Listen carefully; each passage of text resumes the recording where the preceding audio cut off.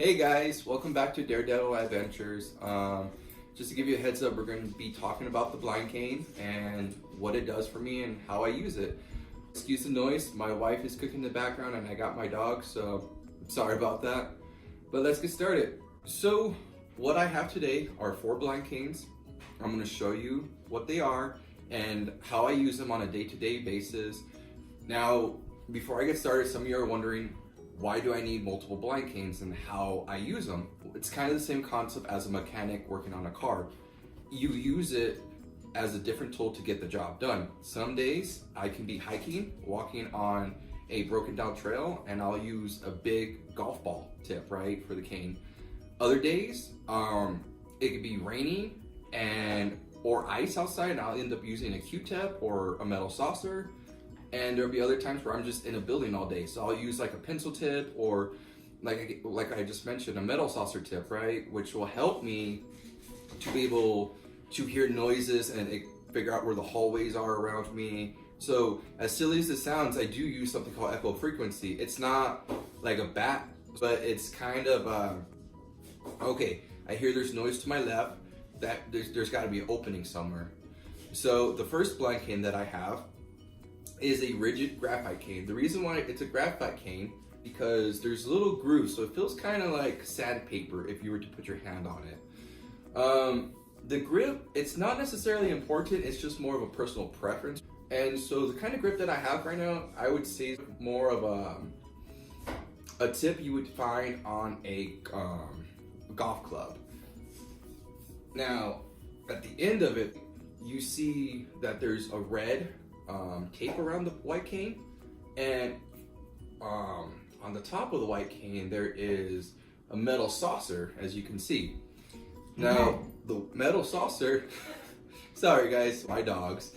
So as the metal saucer, you can see that this right here, what's so nice about it makes a loud clang to it, right? So it works really well if I'm at a hospital and I'm like tapping on a tile. So a two-way tap is where, as I alternate my feet, I lift up my blind cane and I tap the ground, and then I alternate it and tap it on my left side, so it'd be a left, right, left, and I would continue that motion.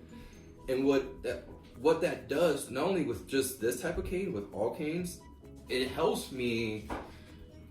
It's kind of like my next foot forward. It helps me see what's ahead of me by 2 steps, which is nice. Now, I can go make a whole nother video about it, but there's different types of canes, right, where people prefer it up to their chest, others prefer it as tall as their head, right? So you can see canes that are like 6'4" or even just a 5'5". What I have right now, I think is 54 inch. It's probably about as tall as my chest.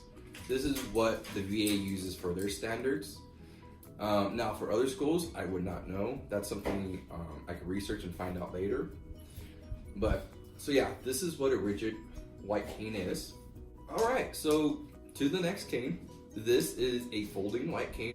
So this is actually aluminum, and the other one I had was a graphite, right? So like I said, depending on the type of cane, depending on the different type of job you get, right?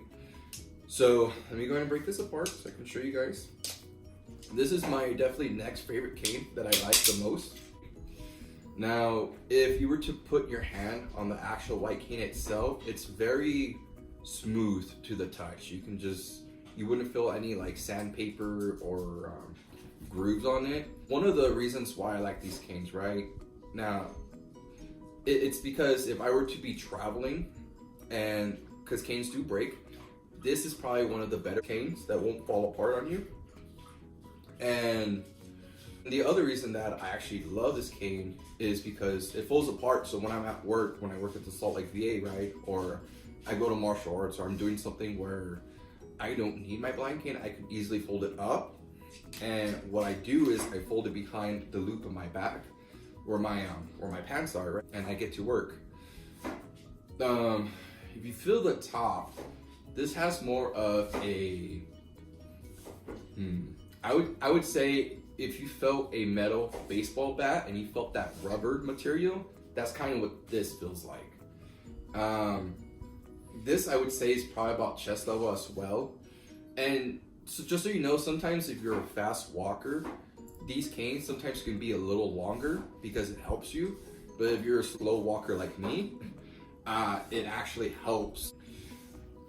We go to the other side. This cane, the tip of this cane, it has a cotton ball tip, right? So this actually does not give you a whole lot of feedback, and I should probably back up a little bit. If you look right where the joints are as it breaks, and I get really close, you can see that there's the black tip and then where the white little bar would go through, right? What happens is they call this a female joint and they call this the male joint, right? Now, I don't fully understand why they call it that, but that's the actual definition of it. You know exactly why they call it that, Arthur. It's, first of all, this is a YouTube channel. This ain't rated R for mature, okay? So, yeah, so I'm just there embarrassing my wife, right? Okay. Now, the reason why you don't get as much feedback is because compared to the rigid cane, this cane does break apart, and because of these joints, it actually gives you less of a feedback. So just really, like I said, depends on what you're doing that day where you're gonna get the most out of it. So back to the rubber tip, right? Where I'm talking about how I was mentioning how you don't get the most feedback. What's nice about this is that, let's just say, for example, there was a day I was at Disney World with my wife, and to be honest, this does get tiring just swinging it back and forth. Your wrist gets sore, and so what I ended up doing was, bringing my Q-tip tip, and I just ended up dragging it instead of picking it up back and forth. I actually just did a sweep on the floor where I continually would just drag it across, but same motion back and forth, left and right, and it was less strain on the wrist, less strain on the forearm. I wasn't as tired. So yeah, this is kind of a quick rundown as to what a folding white cane is compared to a rigid cane. So let's get to the fun stuff.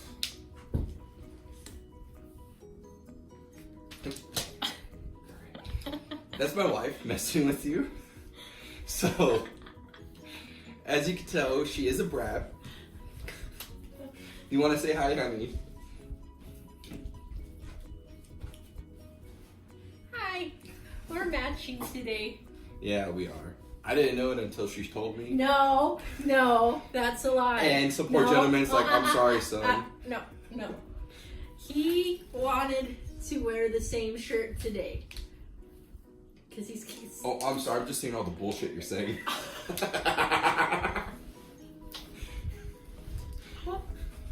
Bye. So, as we're talking about, or as I was talking about, what I just took out of this leather case is a telescope cane. Now, as you can kind of see, a telescope cane looks kind of weird, right? It lapses into itself, and the brown tip, right, where I would have my grip at, is a lot shorter. And believe it or not, the way it feels, it's just hard plastic. And right at where I would assume where the white cane begins and the black grip ends, there's like a little groove. So I'm sure that's what it is to tell me how this feels. Now, this does actually come with an automatic metal saucer, and I should probably explain this part real quick before I get further into this telescope cane. Some canes, depending on what type of white cane you have, for example, like this one, my folding white cane I just showed you with the metal Q-tip, it does actually change. I just need to pull it out. Oh no, it's not this one. I'll have to grab the other one. I'll show you that one at the end. But just depending on the cane, it's actually either interchangeable or it just can't change, and so that's what it's stuck with. Both have their ups and downs. Like if I need a new cane or a new tip with the cane, sometimes it's really easy to change it. The problem is if I get it stuck in a what are they called?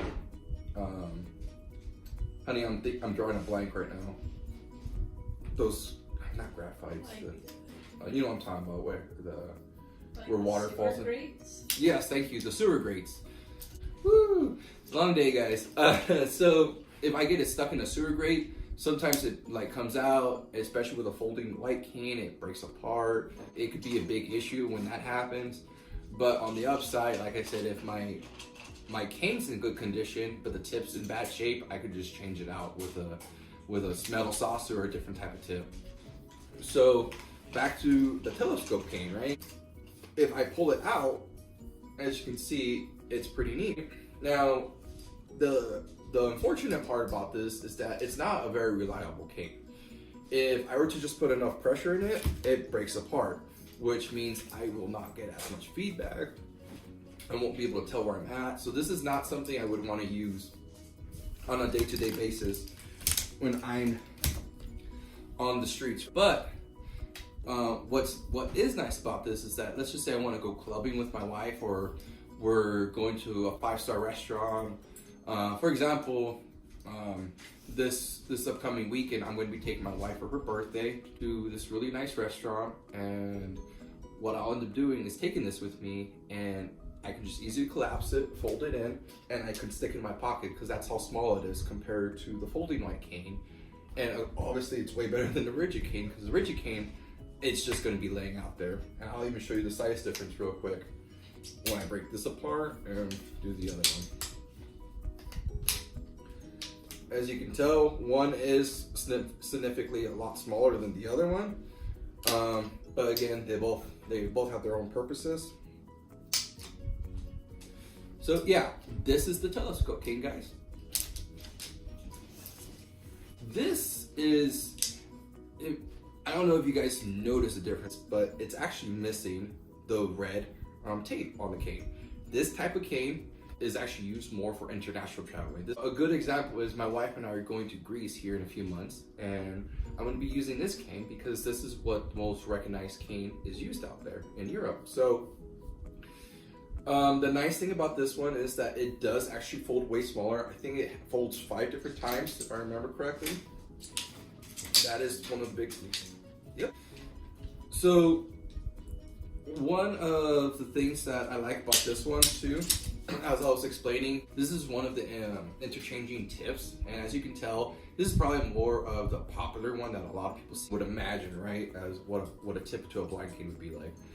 I even joke with my wife that I want to draw an eyeball in there and then just lift it up to people and say I'm just trying to look at you. So this is probably the one of the worst tips to use though when you want feedback to know what your surroundings are. But it is absolutely great because it doesn't get caught in the ground, and when you're trying to walk, it doesn't just stab you in the stomach. The only other thing that I was trying to mention earlier was that if I just pick this up, you can see that there's loop here, right? And one of the best ways to change it is that I put my finger in between this black leather strap, and what I do is that I pinch my fingers together, and just to be safe, I have my one finger in the middle to make sure it doesn't fall through. Because if this falls through, then this cane's done. There's no way of getting it back. So while I'm holding this, I'm going to show you guys kind of what it looks like. As you can tell, it does have a hook, and that hook is what hooks onto I would say like this elastic band. Do is change it out, and then you would grab your other tip if this one was in rough shape, and all you would have to do is, like I said, pinch it. You would want to hook it in, make sure it's good, and then slowly bring it back in and feed it through. And so yeah, this is what a international blind cane is. And I don't know if you guys had noticed this, but it is a little more taller than most of my other canes, mostly just because I do want people to know and see that I am visually impaired. Well guys, if you liked my video, please hit like and subscribe. And until next time guys, thank you for coming to see Daredevil's Adventures. We'll see you guys again later. Bye.